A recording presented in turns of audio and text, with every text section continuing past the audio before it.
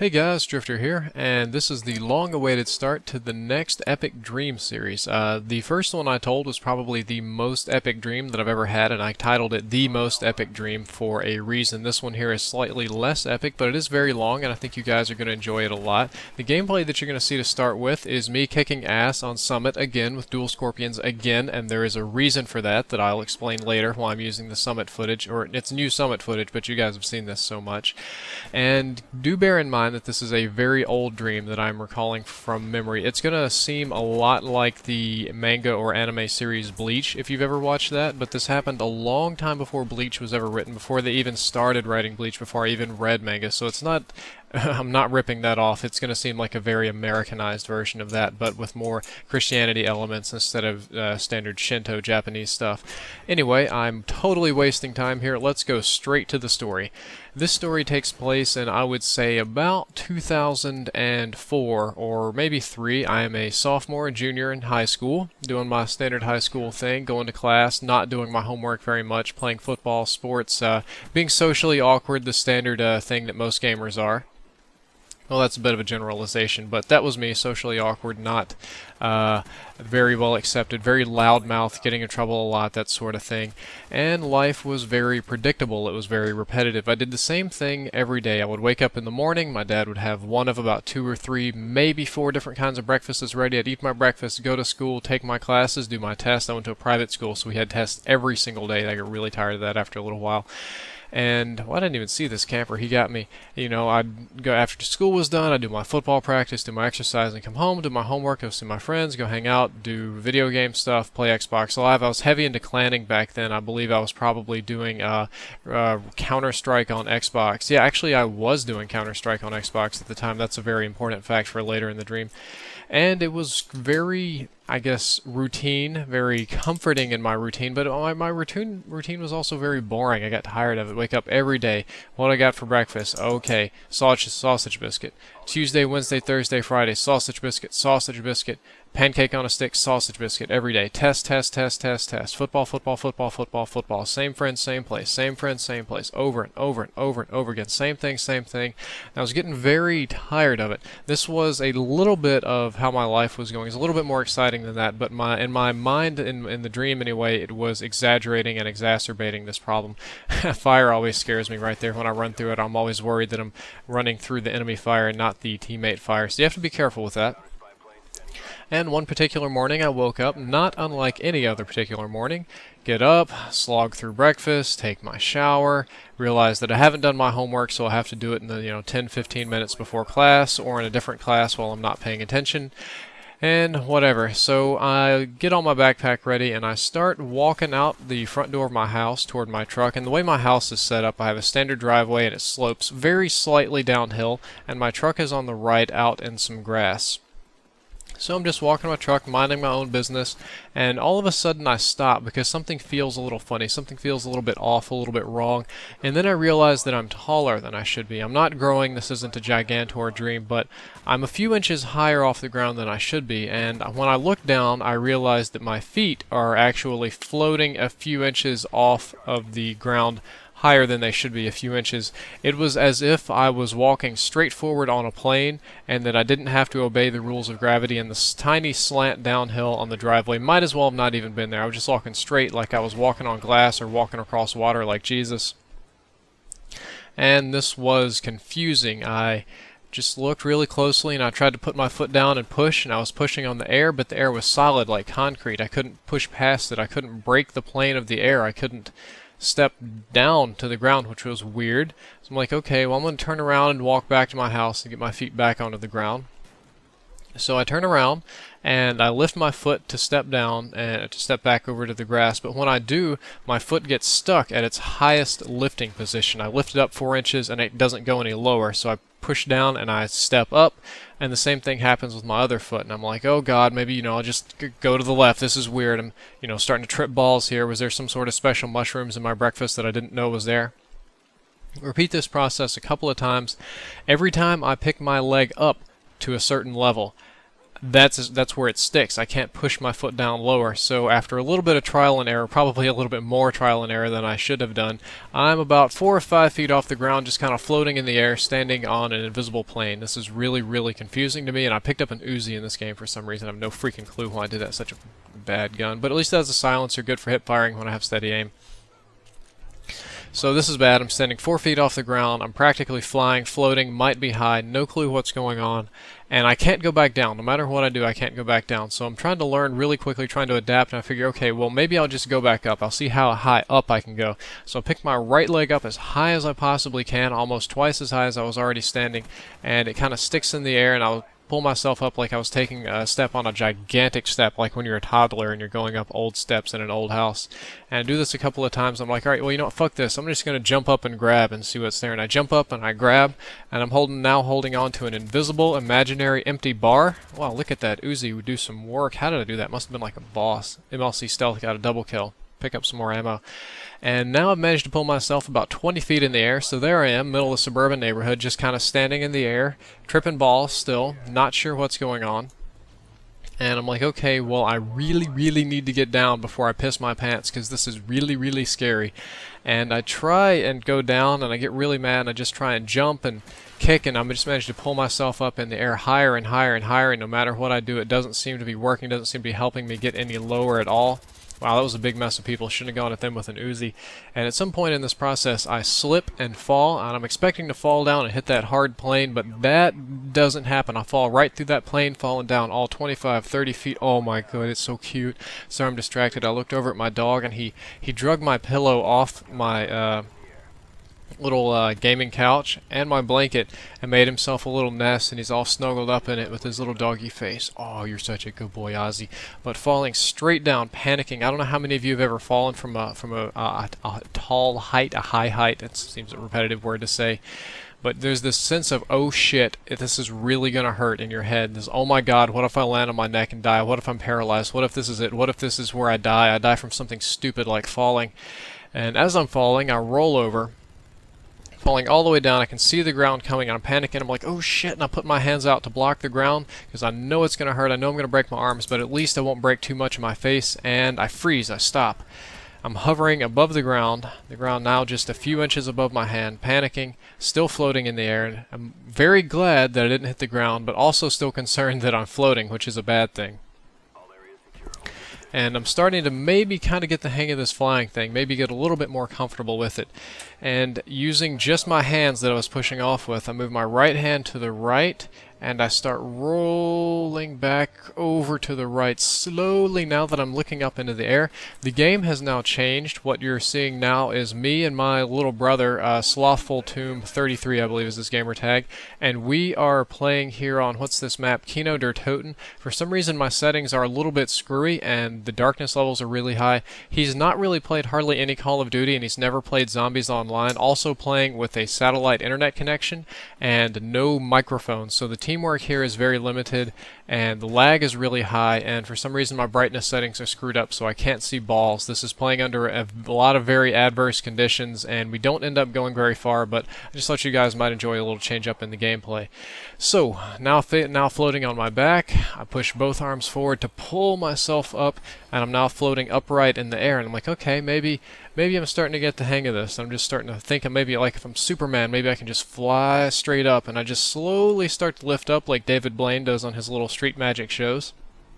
Okay, let's slowly go down. I'm going down. This is good. This is good. I'm getting a hang of this flying thing. So, just a little bit more experimenting here and there. That Nazi's walking kind of funny. I think they look silly when they walk like that. And after just a minute or two, I got the hang of this whole flying around business and fly up, fly down, fly fast, fly slow, spin, jump, whatever. Not a big deal.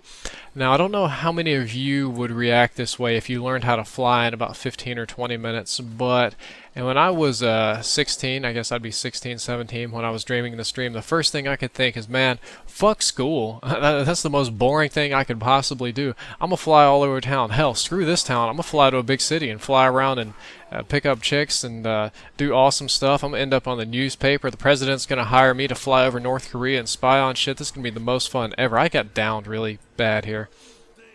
And that's basically what I did.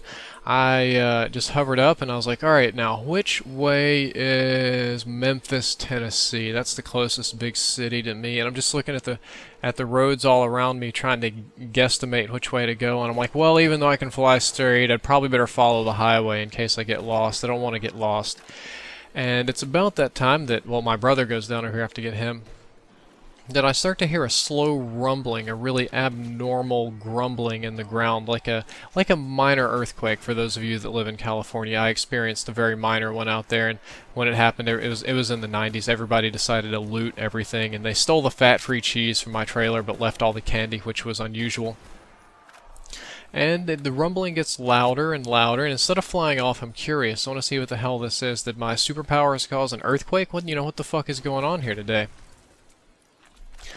And the rumbling just gets worse, and it's a full-on earthquake now, or maybe there's like 100 bulldozers coming through the ground, or the mole men are attacking the city, and everything starts to shake, and the telephone poles are shaking. You can see the wires that go from pole to pole vibrating and wobbling back and forth, and little, those little, what do you call them? Prefabricated insta-sheds, they start cracking up and falling into the ground, and then I can see the ground itself starting to crack into the neighborhood, starting to bend in like something large is coming from underneath it. And it gets worse and worse. The ground gets more and more munchy, more cracky, more bendy, and then boom, huge explosion. All of a sudden, a big, giant earthworm-looking thing busts up out of the ground. I don't know how many of you have ever read the book or watched the movie Dune, but if you think about one of the sandworms in that book, it would be like that, but a little bit bigger. Also, if you've ever seen the movie Beetlejuice, where they have the crazy sandworms in the afterlife, a little bit like that, but without the stripes.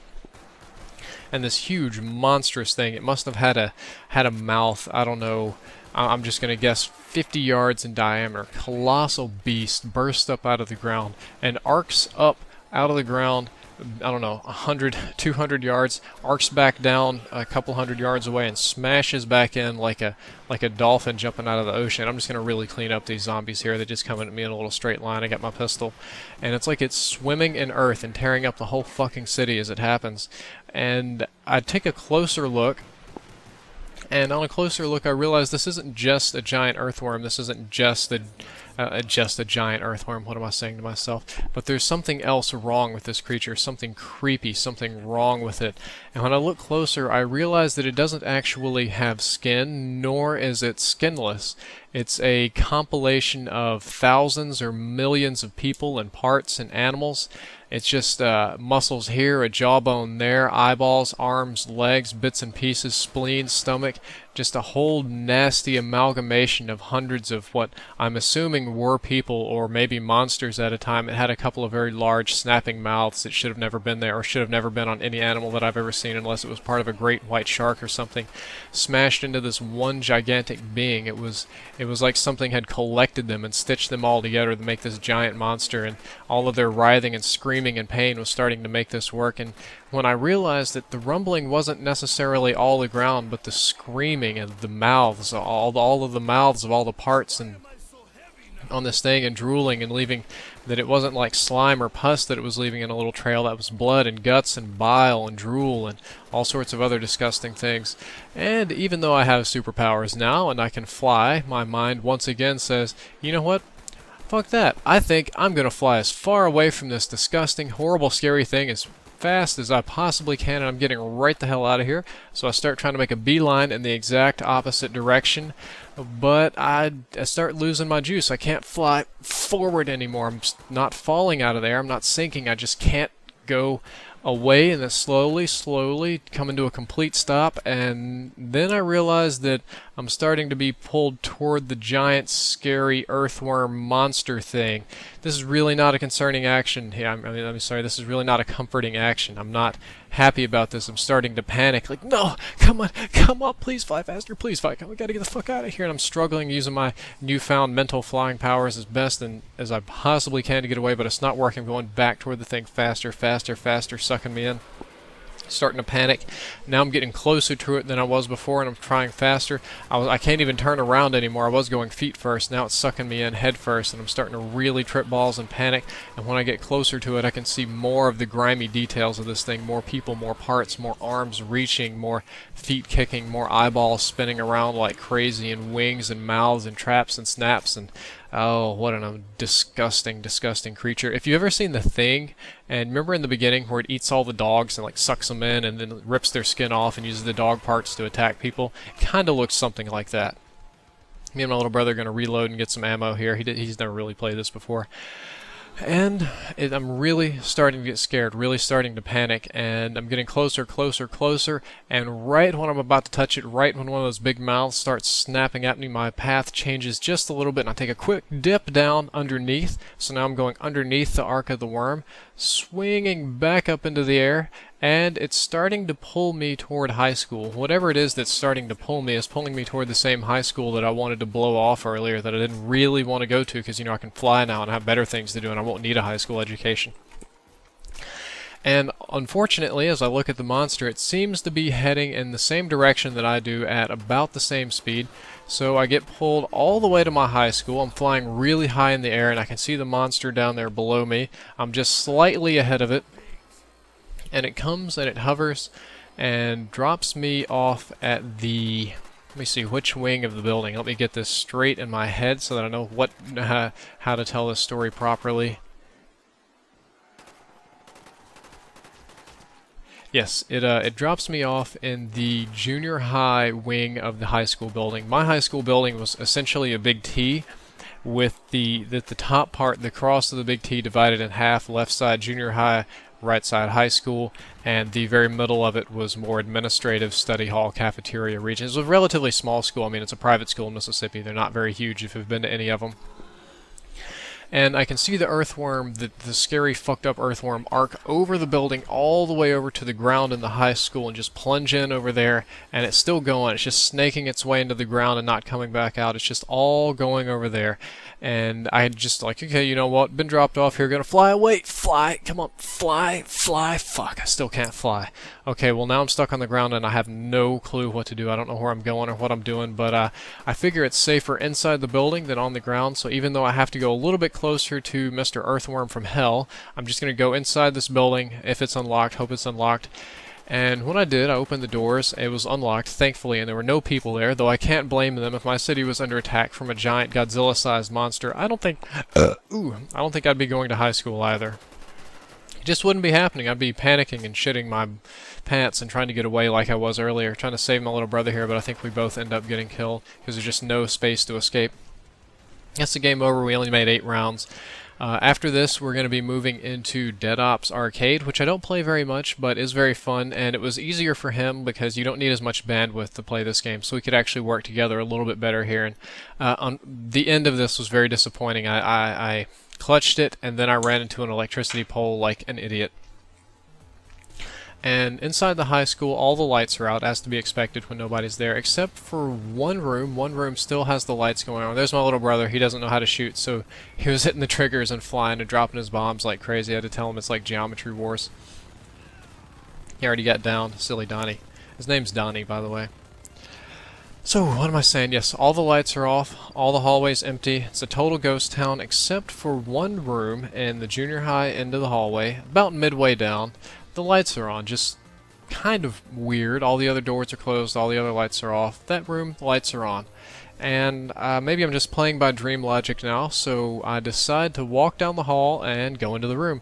As I walk into the room with the lights on, there, sitting at the desk, is my high school English teacher. In my high school, I took advanced placement English, and we really only had one English teacher in the entire high school building that was, let's say, really advanced. So she taught the honors English all the way from 9th through 12th grade. So I had her all throughout high school, and she honestly hated me a lot. Like, the very first day of class, I did something very stupid. I just watched something on the History Channel, like Masons taking over our country, just like one of those history shows. and we were reading something and it had a Mason in it, and I asked her, wasn't that like some cult that like takes over the world and murders people for influence? And come to find out, like every single person in her family was a Mason, and I insulted her and her family, and she thought I was ignorant. And also because when I was a child I had to move a whole lot, like from place to place, city to city, state to state, so all this moving screwed up my education, and I never got a proper education in English grammar. So even though I can write pretty well with practice and I can speak pretty well, my grammar isn't perfect. It's understandable. It's conversational English, but as far as understanding the rules, like what's a gerund, what's a noun, that sort of thing, I'm not very proud of it, but I'm awful at this. I couldn't make those grammar diagrams if I wanted to, so that started us off bad. That's just a little explanation of why she hated me. She was my least favorite teacher. She went out of her way to give me worse grades and basically bust my balls really hard. It might have helped me become better at writing, but I don't think that was her purpose. I think her purpose was just kind of bust my balls because she didn't like me. Anyway, not the person I was expecting to find there. She was sitting there. She's blonde, a little bit mousy, reading her paper. And I walk in, it wasn't a paper, I think it was a little book, just like a little, I don't even think it was an English book, and she sits it down, says, I've been waiting on you, you're just in time. And I'm almost speechless, my mouth's kind of agape, and I'm like, you know, what are you talking about waiting on me? You know, you didn't see that giant monster out there? And she's like, oh yeah, I know about that, don't worry about that. I'm like, don't worry about that, really, that's, you know, I'm pretty damn worried about that right now. And she tells me that, how would she say this, I'm trying to get the words right. She says she doesn't have to worry about it because of her faith in God, and God told her to be here and to talk to me and to follow these instructions, and that everything will be fine. And I'm saying, okay, well that's a really great thing, but I haven't heard from God recently, so I'm going on my own instructions of, that's scary and I don't want to be here. And she tells me, no, you have to be here. I'm like, what are you talking about? I have to be here. She says, well, you know, you're the person that's going to kill that thing and save everybody. And I tell her, I'm not going to use her name, Miss whatever your name is, Miss Derp. I'll say, you know, you're really out of your mind. That's Godzilla would have a really hard time killing that thing. I'm not about to touch that thing. I'm going to get the hell out of here. I'm only in this building because it feels safe right now. And she tells me that the building is no more safe than anywhere else, that the worm that I saw out there wasn't even actually the monster that I'm supposed to kill, but a weaker traveling vessel for it.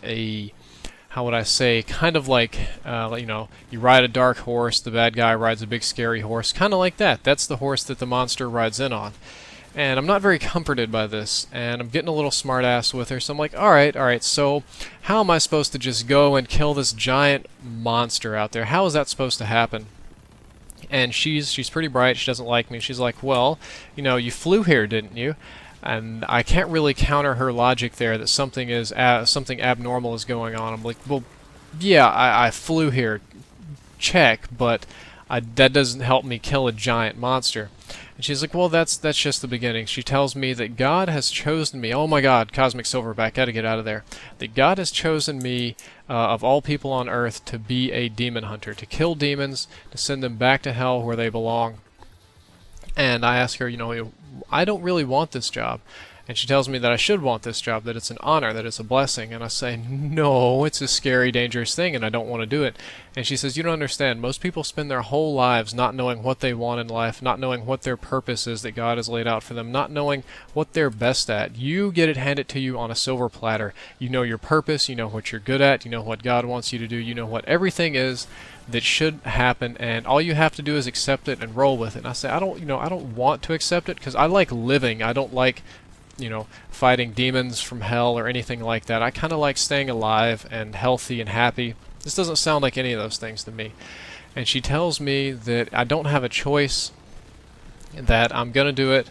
God will make me do it or not make me do it, but it's set up in a way to where I just can't really refuse, and that the kicker here is that if I don't, the earthworm thing will almost assuredly destroy the entire city, including all my friends, all my family, and everything. And with that I tell her, you know, well, you make a convincing argument there, but we still have a problem. How am I supposed to kill that thing? She tells me again, that's not the thing you're killing. That thing is big, but the thing you're killing is actually more dangerous. Oh, the great comforting. Well, once again, how do I kill it?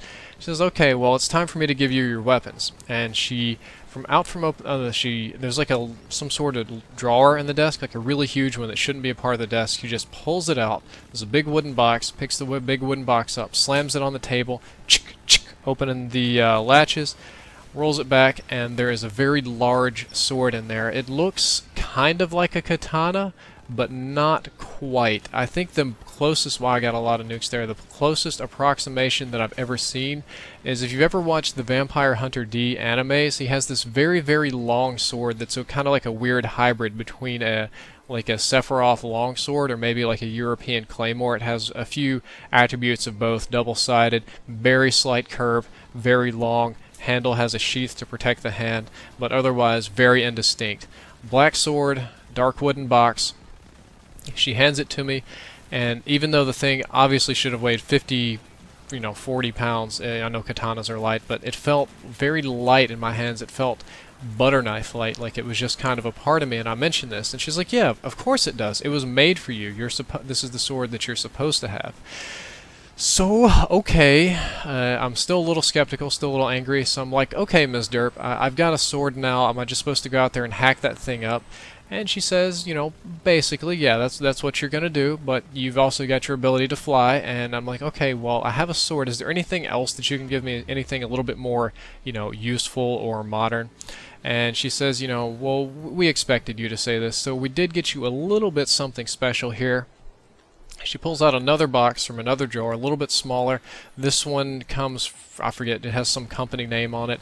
And she slaps on the table one of those nice big 50 caliber Desert Eagle that shoots a nice 50 caliber Action Express rounds. I'm a tank now and have a bird that shoots tank rounds. It's pretty sweet. And tells me that, the sword's a little bit old-fashioned, but she got me this just in case, and there's a holster for it. And I noticed the holster is left-handed from my left side. And Ms. Derp, this is a left-handed holster. I'm not really left-handed. And she says, try the gun in your left hand. So I put the gun in my left hand, and it feels light. It feels right. It feels like it fits. And she says, all right, now pick up the big sword in your right hand. So in my right hand, I pick up the sword, and it just feels right. Even though I'm right-handed, and normally you would want to shoot with the right and block with the left, for some reason this felt normal. It felt like it's something that I should be doing. So I had a holster for the sword. I slapped the sword on my back, put the gun in the holster, and I'm like, hey, you got any ammo? She handed me a few bits of ammo in the clip belt. I ran into a stupid freaking electricity pole right there. And I told her, with to much chagrin, that yes, I was going to go out and I was going to slay this beast and save my city. And then after that I would be done, and there would be no more of this demon hunting nonsense. And to hear what happens, or the more interesting parts of this story, you'd better stick around for episodes 2 and 3, or 4 or 5, however long it goes. Drift0r out.